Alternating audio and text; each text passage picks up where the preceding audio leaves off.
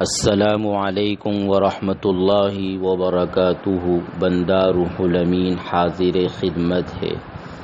قرآن مجید میں اللہ تبارک و تعالی ارشاد فرماتے ہیں، تعاونوا علی البر والتقوی ولا تعاونوا علی الاثم والعدوان۔ نیکی اور بھلائی کے کام میں ایک دوسرے کی مدد کرو، گناہ اور ظلم میں ایک دوسرے کی مدد نہ کرو۔ اس آیت سے یہ بات معلوم ہوتی ہے کہ جس طرح خود کوئی نیکی کرنا، بھلائی کرنا یہ ثواب کا کام ہے، تو اسی طرح نیکی کے کاموں میں دوسرے کی مدد کرنا یہ بھی ثواب کا کام ہے۔ اور اس کے برخلاف کوئی گناہ کرنا، کوئی برائی کرنا، جس طرح یہ معصیت ہے اور انسان کے لیے وبال ہے، تو اسی طرح ظلم میں یا برائی کے کام میں دوسرے کا تعاون کرنا، مدد کرنا یہ بھی حرام ہے اور ناجائز ہے۔ اس سے خرید و فروخت کا بھی ایک اصول نکلتا ہے، اور وہ یہ ہے کہ جن چیزوں کا استعمال گناہ کے کاموں میں ہوتا ہے ان چیزوں کا کاروبار کرنا جائز نہیں ہے۔ بہت ساری چیزیں وہ ہیں کہ جو گناہی کے کاموں میں استعمال ہوتی ہے، گناہ کے علاوہ اس چیز کا کوئی جائز استعمال ہے ہی نہیں، تو ان چیزوں کو تو مطلقاً بیچنا، خریدنا اور ایسی چیزوں کا کاروبار کرنا یہ بالکل ناجائز اور حرام ہے۔ جیسے کہ گانے بجانے کے آلات، ظاہر ہے کہ گانے بجانے کی چیزیں یہ گناہی میں استعمال ہوتی ہیں کیونکہ خود گانا بجانا یہ گناہ ہے۔ لہذا اگر کوئی شخص گانے بجانے کی چیزوں کی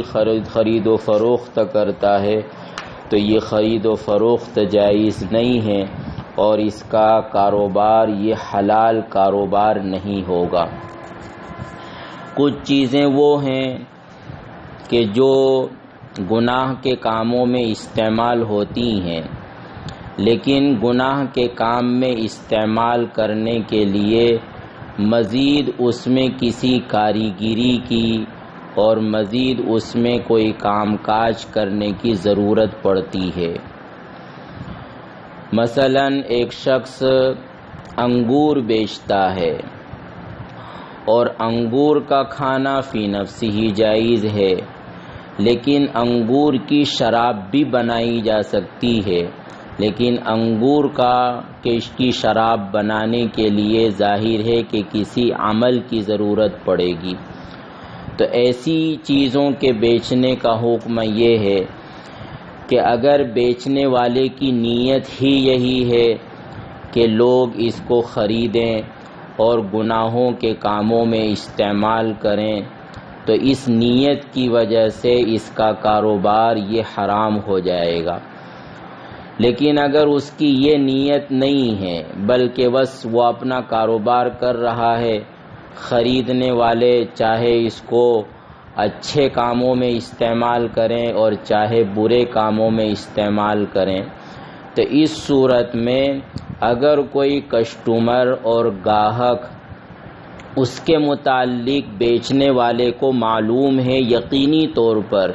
کہ یہ آدمی اس چیز کو گناہی کے لیے خرید رہا ہے اور گناہ کے علاوہ اس کے پاس اس کا کوئی جائز استعمال نہیں ہے، تو ایسے شخص کے ہاتھ وہ چیز بیچنا یہ بھی حرام ہے، جائز نہیں ہے، کیونکہ یہ بھی گناہ پر تعاون ہے۔ یا اس نے یہ تصریح کر دی کہ میں یہ چیز فلاں کام کے لیے خرید رہا ہوں، اور جس کام کے لیے وہ خرید رہا ہے وہ گناہ کا کام ہے، تو اس صراحت کے بعد اور یہ کہہ دینے کے بعد کہ میں فلاں گناہ کے کام میں استعمال کرنے کے لیے خرید رہا ہوں، پھر یہ بیچنا جائز نہیں ہوگا۔ اگر یہ شخص بیچے گا وہ چیز اس کے ہاتھ تو یہ حرام ہے اور ناجائز ہے۔ لیکن ہاں، خریدنے والے کے متعلق ہمیں کچھ پتہ نہیں ہے کہ وہ کس چیز میں استعمال کرے گا، اور نہ ہماری نیت یہی ہے کہ لوگ اس کو خریدیں اور گناہ کے کاموں میں استعمال کریں، تو ایسی صورت میں وہ کاروبار جائز ہوگا اور اس کی خرید و فروخت درست ہوگی۔ یہ اصول ہے، اس سے بہت ساری چیزیں نکلتی ہیں۔ مثلا جو لوگ موبائل میں اور مختلف کارڈ میں گانے ڈاؤن لوڈ کرتے ہیں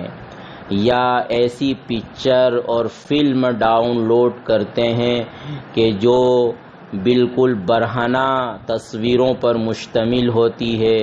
اور اس میں ناجائز کام کرتے ہوئے دکھلائے جاتے ہیں، تو ظاہر ہے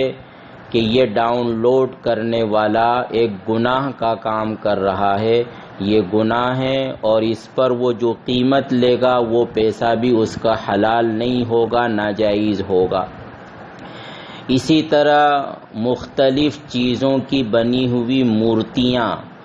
کہ جن مورتیوں کی اور بتوں کی غیر مسلمین پرستش کرتے ہیں، تو ان مورتیوں کی خرید و فروخت یہ بھی جائز نہیں ہے، کیونکہ ظاہر ہے کہ جو بھی مورتی خریدے گا تو وہ پوجا کرنے ہی کے لیے خریدے گا،